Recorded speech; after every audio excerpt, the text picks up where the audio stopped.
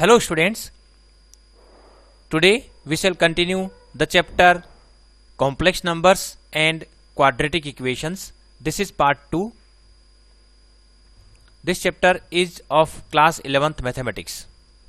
In this video lesson, we shall cover these topics: definition of a complex number, addition and subtraction of complex numbers.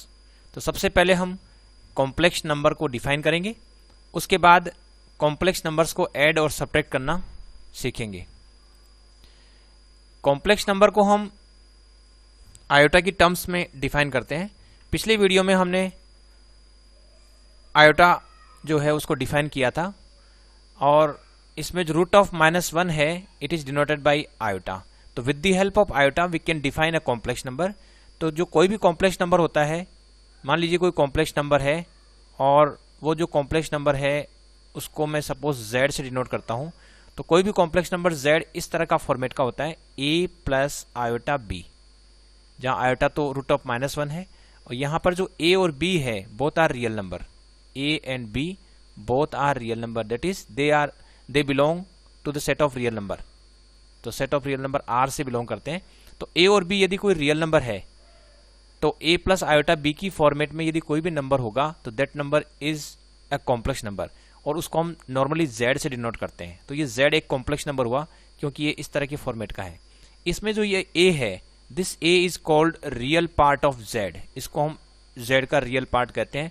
और जो b है it is called imaginary part of z, ये इसका imaginary part कहलाता है।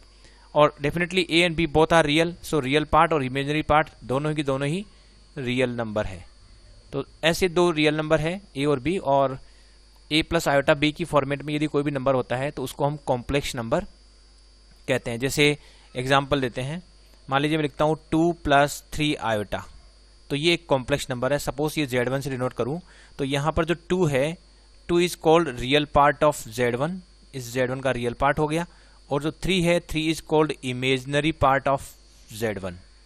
इसी तरह से यदि मान लीजिए कोई दूसरा नंबर लेता हूँ z2 और वो लिख देता हूँ सपोज -2 + √3 या √5 आयोटा, तो यहाँ पर जो -2 है it is called real part of z2, और ये जो √5 है plus √5 it is called imaginary part of z2। और इसमें ये दोनों ही पार्ट रियल है, यानी रियल पार्ट भी रियल है और इमेजनरी पार्ट भी रियल है। और यहाँ भी देखिए तो आप जो रियल पार्ट है और जो इमेजनरी पार्ट है बोथ आर रियल, दोनों के दोनों ही रियल है। तो इस तरह के जो नंबर है उसको हम कॉम्प्लेक्स नंबर कहेंगे। और भी एग्जांपल हम ले सकते हैं। सपोज मैं लिख देता हूँ 2/5 - 3/7 आयोटा, इस तरह का कोई नंबर है, ये कोई कॉम्प्लेक्स नंबर है। सपोज इट इज z3, तो ऐसी स्थिति में ये जो 2/5 है this is real part of z3, और ये जो -3/7 है जो आयोटा का कोफिशिएंट है, तो आयोटा के कोफिशिएंट को हम imaginary part of complex number कहेंगे। तो इस तरह से हम रियल पार्ट और इमेजिनरी पार्ट को आइडेंटिफाई कर सकते हैं। अब मान लीजिए कोई कॉम्प्लेक्स नंबर 0 के बराबर है, उसका क्या मतलब हुआ? तो चलिए, कोई भी कॉम्प्लेक्स नंबर सपोज 0 के बराबर है तो उसका क्या मतलब हुआ? Let us suppose there is a complex number, और वो जो कॉम्प्लेक्स नंबर है z है वो a प्लस आयोटा b है और it happens to be equal to 0, से इट इज 0। तो यदि कोई कॉम्प्लेक्स नंबर 0 के इक्वल है तो इसका क्या मीनिंग है? तो इसको हम थोड़ा सा सिंप्लीफाई करके देखते हैं। a is equal to minus iota b, और यदि मैं इसकी स्क्वायरिंग करता हूँ दोनों तरफ से तो a² will be equal to minus iota b whole square, और इसको मैं फर्दर सोल्व करता हूँ तो ये आएगा a² is equal to minus का प्लस हो जाएगा तो प्लस आयोटा स्क्वायर b², लेकिन आयोटा स्क्वायर तो -1 के इक्वल होता है क्योंकि आयोटा जो था वो रूट ऑफ -1 था, तो आयोटा स्क्वायर जो है वो -1 के इक्वल है।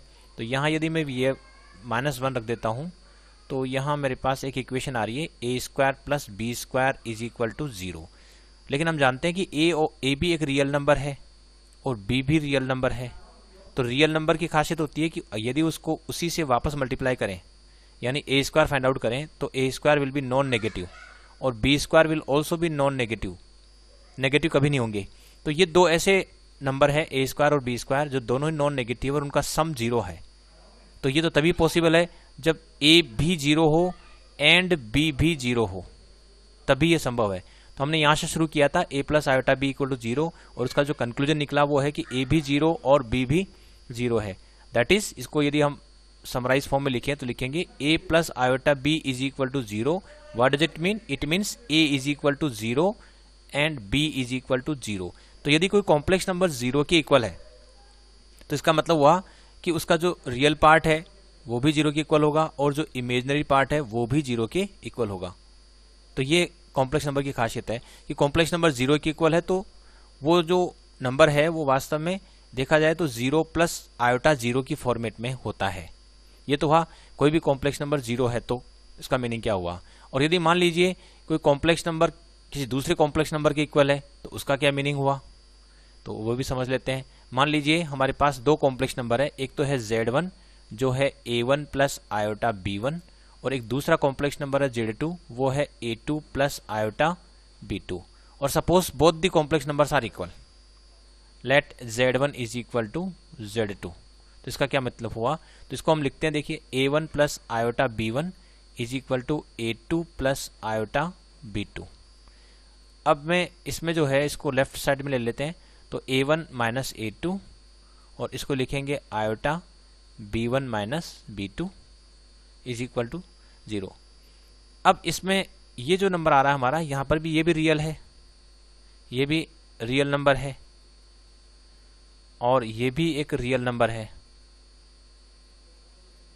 तो इसका मतलब हुआ कि real number plus iota another real number, तो ये एक कॉम्प्लेक्स नंबर हो गया। कॉम्प्लेक्स नंबर 0 के इक्वल है, लेकिन कॉम्प्लेक्स नंबर यदि 0 के इक्वल है तो उसका रियल पार्ट भी 0 होगा। तो this is actually, this part is real part और दिस इज इमेजिनरी पार्ट। यदि हम कहें तो ये किसी कॉम्प्लेक्स नंबर का रियल पार्ट हुआ और ये उसका इमेजिनरी पार्ट हुआ, ये इमेजिनरी पार्ट है, ये इमेजिनरी पार्ट है। और यदि कोई कॉम्प्लेक्स नंबर 0 के इक्वल है तो उसका जो रियल पार्ट है this must be equal to 0 और जो इमेजिनरी पार्ट है ये भी 0 के इक्वल होना चाहिए। लेकिन यदि रियल पार्ट 0 के इक्वल है तो A1 is equal to A2 और यहाँ जो B1 है वो B2 के इक्वल आ रहा है। तो इसका कंक्लूजन ये हुआ कि यदि मान लीजिए दो कॉम्प्लेक्स नंबर है, एक तो है A1 प्लस आयोटा B1 और दूसरा कॉम्प्लेक्स नंबर है A2 प्लस आयोटा B2 और बोथ आर इक्वल, तो व्हाट डज इट मीन, इसका इम्प्लीकेशन क्या होगा, इसका मतलब होगा कि जो A1 है वो A2 के इक्वल है और साथ ही साथ B1 जो है वो B2 के इक्वल भी होगा। यानी यहाँ हम ये कह सकते हैं कि इनके जो रियल पार्ट है उनको हम कंपेयर करके इक्वल कर सकते हैं और इसी तरह से इनके जो इमेजिनरी पार्ट है B1 और B2 उनको कंपेयर करके उनको भी इक्वल कर सकते हैं। यानी आयोटा के जो कोएफिशिएंट है दोनों तरफ हम इक्वल कर सकते हैं। इसी तरह से जो रियल पार्ट दिख रहा है जो आयोटा से मुक्त है तो उनको भी हम इक्वल कर सकते हैं। तो real part, if two complex numbers are equal then there real part will be equal and their imaginary part will also be equal। अब कुछ क्वेश्चंस करते हैं। Express the following in the form of a plus B iota या a plus iota b, इस format में लिखना जहाँ a और b both are real number. तो इसको हमें, जैसे पहला क्वेश्चन है, इसको हमें पहले सिंप्लीफाई करना है और उसे a प्लस आयोटा b की फॉर्म में लिखना है। तो इसको हम पहले क्वेश्चन को शुरू करते हैं। तो सॉल्यूशन 1, इसमें है -5 आयोटा इंटू 1/8 आयोटा। तो इसमें जो रियल नंबर है -5 उसको हम 1/8 से मल्टीप्लाई कर देते हैं तो ये तो हो जाएगा -5/8 और आयोटा इंटू आयोटा यानी आयोटा स्क्वायर। लेकिन आयोटा स्क्वायर तो -1 के इक्वल होता है तो ये हो गया -1 और यदि इसको मल्टीप्लाई करें तो ये हो गया 5/8। अब जो 5/8 तो 5/8 तो पूरी तरह से ही जो है वो रियल नंबर ही है।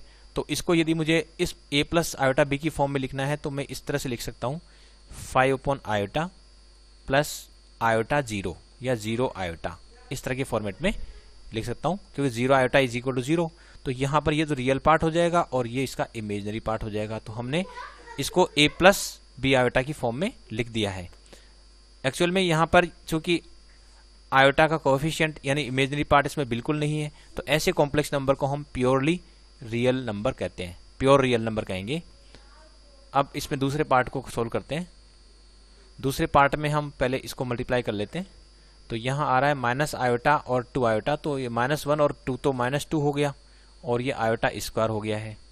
इधर जो है -1/8 है तो -1/, तो ये क्यूब करेंगे तो -1 का क्यूब वापस -1 ही आएगा, और 8 का जो क्यूब है वो 8 इंटू 8 इंटू 8 होगा। तो 8 इंटू 8 इंटू 8 कर देते हैं, और आयोटा क्यूब है, यहाँ पर आयोटा क्यूब हो गया। अब हम इसको सोल्व कर लेते हैं। ये आयोटा स्क्वायर की वैल्यू तो -1 होती है, तो ये हो जाएगी -1, और यहाँ -1 बाई ये 8 इंटू 8 इंटू 8 है, क्योंकि 8 क्यूब था। यहाँ पर जो है हम इसको सिंप्लीफाई कर लेते हैं, 2 4 जा 8, और अब जो है यहाँ देखिए ये आयोटा क्यूब होता है माइनस आयोटा, ये हमने पिछले वीडियो में सीखा था। अब ये माइनस माइनस और माइनस और माइनस, तो ये माइनस 4 बार है, तो ये प्लस का हो गया है, +1 अपॉन 8 8 जा 64, तो 4 इंटू 64 हो रहा है, और आयोटा भी है।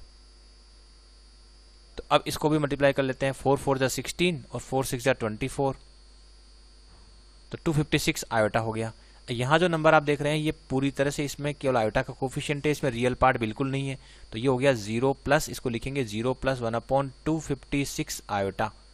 तो यहाँ तो ये तो ए का काम करेगा रियल पार्ट, तो इसका रियल पार्ट 0 है, इमेजनरी पार्ट 1 अपॉन 256 है, तो इसमें केवल इमेजनरी पार्ट ही है। तो ऐसे नंबर को, ऐसा जो कॉम्प्लेक्स नंबर जिसमें केवल इमेजनरी पार्ट ही होता है और रियल पार्ट 0 होता है, तो उसको हम बोलते हैं प्योरली इमेजनरी नंबर।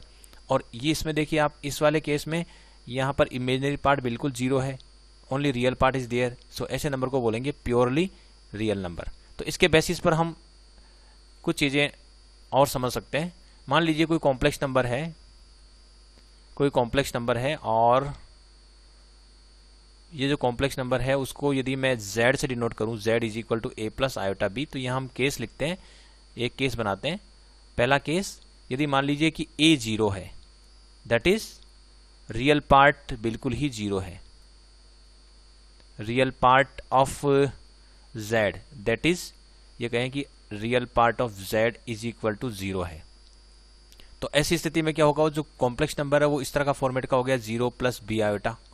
तो यहाँ केवल इसमें रियल पार्ट बिल्कुल नहीं है, केवल इमेजनरी पार्ट है, तो ऐसे नंबर को बोलेंगे हम purely imaginary number, purely imaginary number. तो कोई अगर क्वेश्चन आता है कि कोई नंबर प्योरली इमेजनरी नंबर है, तो हम तुरंत real part of that number will be equal to 0 लिख देंगे। और इसी तरह से मान लीजिए कि इसमें b 0 है, केस सेकंड लेते हैं, मान लीजिए b 0 है, इसका मतलब ये हुआ कि जो इमेजनरी पार्ट है, इमेजनरी पार्ट ऑफ z, मान लीजिए imaginary part of z, that is इसको बोलेंगे I M imaginary part of z is equal to 0। तो वो जो कॉम्प्लेक्स नंबर है इस तरह के फॉर्मेट का हो जाएगा, a plus iota into 0, iota into 0। यहाँ पर आयोटा का कोफिशिएंट है ही नहीं, इसका मतलब आयोटा बिल्कुल ही, आयोटा की टर्म्स बिल्कुल नहीं रही, इसमें केवल और केवल रियल नंबर आ गया। तो ऐसे नंबर, ऐसे कॉम्प्लेक्स नंबर को हम बोलेंगे प्योरली रियल नंबर, ये प्योरली रियल नंबर है। तो इसका मतलब हुआ कि जो कॉम्प्लेक्स नंबर्स का जो कलेक्शन है ये बहुत बड़ा है, और उसमें सारे के सारे रियल नंबर तो शामिल है ही, उसके अलावा कुछ प्योरली इमेजनरी नंबर भी है, और यदि ए और बी दोनों ही नॉन जीरो है तो ऐसे को हम बहुत सारे कॉम्प्लेक्स नंबर्स भी है। तो कॉम्प्लेक्स नंबर में purely imaginary number, all real numbers, और मिक्स जिसमें प्योरली रियल पार्ट और इमेजनरी पार्ट दोनों ही नॉन जीरो है, ऐसे नंबर भी शामिल होते हैं कॉम्प्लेक्स नंबर के कलेक्शन में। तो कॉम्प्लेक्स नंबर एक बहुत बड़ा सेट है, it contains all real numbers as well as purely imaginary number and also mixed numbers where real part and imaginary part both are non-zero. Question है, if 4x plus iota times 3x minus y is equal to 3 plus iota times minus 6 where x and y are real numbers then find the values of x and y.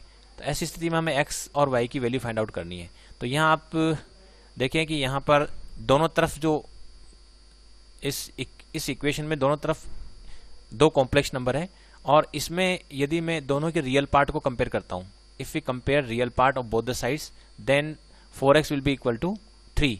Similarly if I compare imaginary part of both the sides that means coefficient of iota in left hand side and coefficient of iota in the right hand side. If I compare then we can write 4x is equal to 3 और 3x minus y is equal to minus 6।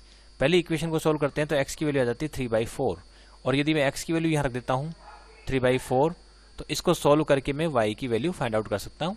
तो minus Y will be equal to -6 minus 9/4, और इसको मैं solve करता हूँ तो आता है -33/4। तो यहाँ से y की वैल्यू आ जाएगी 33/4। तो इस तरह से यदि दो कॉम्प्लेक्स नंबर इक्वल होते हैं तो उनके रियल पार्ट और इमेजिनरी पार्ट को सेपरेटली हम कंपेयर करेंगे, और कंपेयर करने से जो इक्वेशंस बनेगी उनको सॉल्व करेंगे, और सॉल्व करके हम x और y की वैल्यू फाइंड आउट कर सकते हैं। Now addition of two complex numbers. मान लीजिए दो कॉम्प्लेक्स नंबर है और उनको हमें ऐड करना है, तो हम किस तरह से करेंगे? तो मान लीजिए एक कॉम्प्लेक्स नंबर तो है a1 प्लस आयोटा b1, और एक दूसरा कॉम्प्लेक्स नंबर है z2 is equal to a2 plus iota b2। तो इसको हम किस तरह से ऐड करेंगे? तो ऐड करना बहुत आसान है। z1 प्लस z2 यदि मुझे करना है, यानी कि a1 प्लस आयोटा b1 इस कॉम्प्लेक्स नंबर में इस दूसरे complex number a2 plus iota b2 को मुझे ऐड करना है। तो इसको ऐड करने के लिए हम क्या करेंगे? इनके जो रियल पार्ट है a1 और a2 इनको हम अलग से ऐड कर देंगे, और इनके जो इमेजिनरी पार्ट है उनको हम अलग से ऐड कर देंगे। तो ये तरीका रहेगा दो कॉम्प्लेक्स नंबर्स को ऐड करने का। जैसे मान लीजिए कि एक कॉम्प्लेक्स नंबर है z1 तो है 2 माइनस 3 आयोटा, और एक दूसरा कॉम्प्लेक्स नंबर है z2 वो है सपोज -3 प्लस 8 आयोटा, और इन दोनों को मुझे ऐड करना है। तो z1 plus z2 will be equal to हम लिखेंगे 2 माइनस 3 आयोटा, एक तो ये हो गया, और दूसरा नंबर हो गया -3 प्लस 8 आयोटा। तो इनको ऐड करने के लिए हम इनके जो रियल पार्ट है 2 और -3 इनको ऐड कर देंगे, और इसी तरह से जो इमेजिनरी पार्ट है एक तो -3 और इधर है 8, इनको हम अलग से ऐड कर देंगे। तो यहाँ पर एक्चुअली हम 2 और -3 को ऐड कर रहे हैं, 2 और -3 को ऐड कर रहे हैं, और यहाँ पर हम -3 और 8 को ऐड कर रहे हैं, फिर आयोटा के साथ लिख देंगे जो इमेजिनरी पार्ट है। तो यहाँ 2 और -3 इनका सम जो है वो हो गया -1, और ये हो गया -3 प्लस 8 प्लस का 5, तो प्लस का 5 आयोटा। तो इस तरह से हम दो कॉम्प्लेक्स नंबर को आसानी से ऐड कर सकते हैं। अब addition of two complex numbers follows some properties. जैसे पहली प्रॉपर्टी तो है the closure law. Closure law का मतलब हुआ कि if we add two complex number, suppose z1 is a complex number, या यूँ कहें कि सेट ऑफ कॉम्प्लेक्स नंबर को यदि मैं डिनोट करता हूँ, सपोज किसी नोटेशन दे देता हूँ इसको, सेट ऑफ कॉम्प्लेक्स नंबर यानी कॉम्प्लेक्स नंबर्स का जो कलेक्शन है, वेल डिफाइंड कलेक्शन है, let it be denoted by capital C। तो मैं कहूँ कि z1 बिलोंग्स टू C और z2 belongs to C। It means there are two complex numbers z1 and z2 और both belongs to complex number. तो यदि मैं इनको ऐड करता हूँ z1 प्लस z2, तो it also belongs to the complex number, यानी कि z1 plus z2 also remains in the collection of complex numbers. कोई अलग तरह का विचित्र प्रकार का नंबर नहीं आता है। यदि हम दो कॉम्प्लेक्स नंबर को ऐड करते हैं तो we get again a complex number. तो इसको बोलते हैं closure law. It means addition of two complex numbers follow closure law, या they are closed under addition.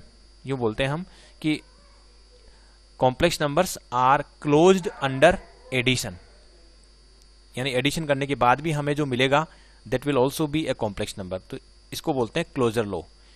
Commutative law, यदि मान लीजिए कि मैं दो कॉम्प्लेक्स नंबर लिया, जैसे यहाँ तो लिया था a1 प्लस आयोटा b1, और दूसरा कॉम्प्लेक्स नंबर लेते हैं a2 प्लस आयोटा b2, और इसमें यदि मैं z1 में z2 ऐड करता हूँ और या z2 में z1 ऐड करता हूँ, तो दोनों रिजल्ट एक ही आएंगे। उसका कारण ये है कि इसमें भी हम इसको जब सोल्व करते हैं तो ये a1, इसमें रियल पार्ट्स को हम ऐड करते हैं और इमेजिनरी पार्ट्स को हम ऐड करते हैं, तो एक्चुअल में रियल नंबर को ही हम ऐड कर रहे हैं, और रियल नंबर जो है उनको ऐड करते समय ऑर्डर की रिक्वायरमेंट नहीं होती, यानी ऑर्डर इंपॉर्टेंट नहीं होता है। a1 प्लस a2 कहो या a2 प्लस a1 कहो, सेम रिजल्ट आता है। इसी तरह से b1 प्लस b2 कहो या b2 प्लस b1 कहो, सेम रिजल्ट आता है।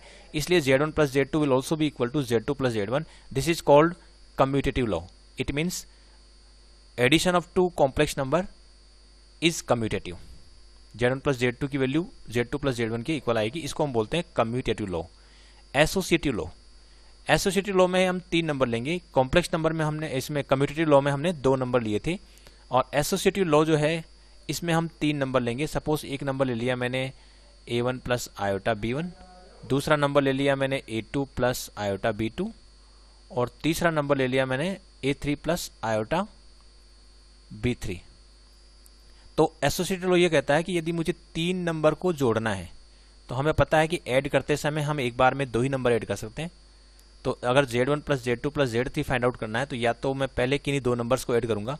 तो सपोज मान लीजिए Z1 और Z2 का मैं सम कर लेता हूं और फिर जो रिजल्ट आता है उसमें हम Z3 को ऐड करते हैं। या एक दूसरा तरीका ये भी है कि Z1 plus Z2 plus Z3 find out करने के लिए पहले Z2 और Z3 का सम कर लेते हैं और उसमें फिर जो Z1 को ऐड करते हैं, तो दोनों रिजल्ट एक जैसे ही आएंगे, यानी कि sum of first two then adding third number in the result, या फिर adding first number in the sum of the last two numbers. तो रिजल्ट क्या आ रहा है? एक जैसा आ रहा है। This is called associative law. Existence of additive identity. Additive identity का मतलब हुआ एक ऐसा नंबर जिसको यदि किसी कॉम्प्लेक्स नंबर में हम ऐड करते हैं तो रिजल्ट में कोई चेंज नहीं आता। तो एडिटिव आइडेंटिटी नॉर्मली जो नेचुरली हम कह सकते हैं कि जो एडिटिव आइडेंटिटी है वो क्या हो गया? जीरो। एक कॉम्प्लेक्स नंबर जिसको हम जीरो कहेंगे या जीरो प्लस आयोटा जीरो कहेंगे, this is called additive identity. क्योंकि इसको हम जीरो से डिनोट कर सकते हैं, तो ये हमेशा जब कॉम्प्लेक्स नंबर्स के एडिशन में इसका एग्जिस्टेंस होगा। यानी मान लीजिए कोई कॉम्प्लेक्स नंबर z है, इन जनरल कोई भी कॉम्प्लेक्स नंबर z है, z is equal to a plus iota b है, और इस कॉम्प्लेक्स नंबर में यदि मान लीजिए मैं इसको ऐड कर देता हूँ जीरो को, तो we get again the same complex number. यानी इस जीरो को ऐड करने से इस कॉम्प्लेक्स नंबर में कोई भी अंतर या कोई भी परिवर्तन नहीं होगा। तो इस जीरो को हम क्या कहेंगे? एडिटिव आइडेंटिटी, और it exist for the vector addition, इसका एग्जिस्टेंस होता है। तो कोई पूछे कि एडिटिव आइडेंटिटी क्या है for the addition of complex numbers, for the addition operation, तो हम कहेंगे कि एडिटिव आइडेंटिटी होती है जीरो, यानी जीरो प्लस आयोटा जीरो। ये भी एक कॉम्प्लेक्स नंबर है, ऑब्वियसली कॉम्प्लेक्स नंबर तो है ही, क्योंकि a प्लस आयोटा b की फॉर्म में है। तो ये एक ऐसा कॉम्प्लेक्स नंबर हुआ जीरो, रियल नंबर भी है, प्योरली रियल नंबर है। तो ये कॉम्प्लेक्स नंबर जीरो है या प्योरली रियल नंबर है, जो एडिटिव आइडेंटिटी कहलाएगा for the addition of two complex numbers. तो ये एडिटिव आइडेंटिटी। एडिटिव इनवर्स, मान लीजिए कोई कॉम्प्लेक्स नंबर z है और इसमें यदि मैं माइनस z को ऐड करता हूं तो definitely I will get zero, यानी कि एडिटिव आइडेंटिटी मुझे मिल जाएगी। तो ये जो माइनस z है, it is called additive inverse of z। जैसे मान लीजिए कि 2 प्लस 3 आयोटा कोई कॉम्प्लेक्स नंबर है, तो इसका जो एडिटिव इनवर्स है वो क्या होगा? Additive inverse will be another number, additive inverse will be equal to minus z minus 2 minus 3 iota. क्यों? क्योंकि यदि इस z में यदि इस माइनस z को मैं ऐड करता हूं, तो देखिए ऐड करके देखते हैं। 2 प्लस 3 आयोटा, इसमें मैं ऐड कर देता हूं माइनस 2 माइनस 3 आयोटा। तो ऑब्वियसली इस 2 में मुझे क्या करना पड़ेगा? माइनस 2 को ऐड करना पड़ेगा। रियल पार्ट में रियल पार्ट ऐड कर दिया, और इसी तरह से जो इमेजनरी पार्ट है उसमें इमेजनरी पार्ट को हम ऐड कर देंगे। इमेजनरी पार्ट को ऐड कर रहे हैं तो हम केवल इमेजनरी पार्ट को ऐड करेंगे, इसमें इसको ऐड कर देंगे, देन आयोटा। तो इसको सोल्व करते हैं तो ये भी जीरो, और यहाँ 3 और माइनस 3 का सम भी जीरो, तो जीरो प्लस जीरो आयोटा यानी जीरो। तो हमें क्या मिल रहा है? एडिटिव आइडेंटिटी मिल रही है। जीरो क्या कहलाती है? Additive identity. तो इसका मतलब हुआ कि इस z में यदि मैं माइनस z ऐड करता हूं तो we get additive identity. So minus z is called additive inverse of z। और यूं भी कह सकता हूं कि माइनस z का एडिटिव इनवर्स z हो गया और z का एडिटिव इनवर्स माइनस z हो गया, तो they are additive inverse of each other. तो ये एडिटिव इनवर्स हो गया। अब यदि मान लीजिए दो कॉम्प्लेक्स नंबर को हमें सब्ट्रैक्ट करना है तो वो भी बहुत आसान है। यदि मान लीजिए एक z1 एक कॉम्प्लेक्स नंबर है, वो तो है a1 प्लस आयोटा b1, और दूसरा कॉम्प्लेक्स नंबर z2 है, वो है a2 प्लस आयोटा b2, और मुझे इनका डिफरेंस फाइंड आउट करना है, यानी z1 minus z2 find out करना है। तो इसका सीधा सा तरीका है कि z1 में हम z2 का एडिटिव इनवर्स हम ऐड कर देंगे। z1 में z2 का जो एडिटिव इनवर्स है वो ऐड कर देंगे, और z1 है हमारे पास a1 प्लस आयोटा b1, और जो माइनस z2 है वो हो गया है minus a2 minus iota b2। तो इसमें z1 में हम z2 के एडिटिव इनवर्स को ऐड करना ही z1 और z2 का डिफरेंस फाइंड आउट करना हो गया। तो यहाँ हम देखें तो ये हो गया a1 माइनस a2, और यहाँ हो रहा है आयोटा b1 माइनस b2, इस तरह से हो गया है। तो यहाँ ऑब्वियसली जब भी हम z1 minus z2 find out करेंगे तो हम डायरेक्ट इस तरह से कर सकते हैं। z1 लिख देंगे पहले a1 प्लस आयोटा b1, और माइनस z2 भी डायरेक्ट लिख देंगे minus a2 minus iota b2, और उसके बाद का स्टेप ये डायरेक्ट लिखा जा सकता है a1 माइनस a2 और plus b1 minus b2 times iota. तो इस तरह से हम दो कॉम्प्लेक्स नंबर्स का डिफरेंस फाइंड आउट कर सकते हैं। जैसे कि मान लीजिए मैं एग्जांपल लेता हूं,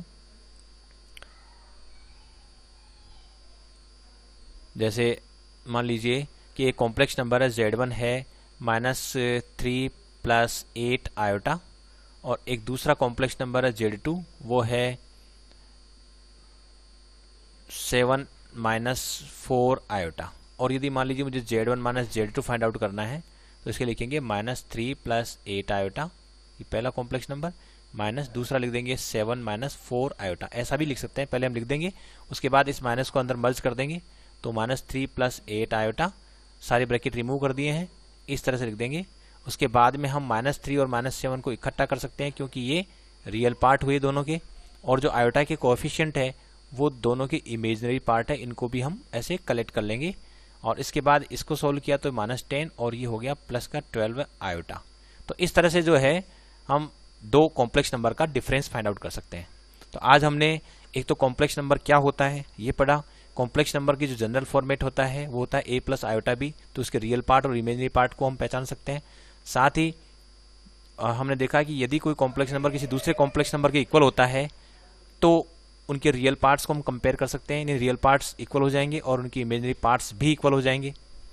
और फिर हमने दो कॉम्प्लेक्स नंबर्स को ऐड करना सीखा और उसकी जो प्रॉपर्टीज है, क्लोजर प्रॉपर्टी, कम्यूटेटिव लॉ, इसी तरह से एसोसिएटिव लॉ और existence of additive identity, existence of additive inverse, ये सीखा। उसके बाद दो कॉम्प्लेक्स नंबर्स को हमने घटाना भी सीखा in terms of additive inverse, यानी एडिटिव इनवर्स की मदद से हम दो कॉम्प्लेक्स नंबर्स को घटाना भी समझ सकते हैं। Thanks for watching this video.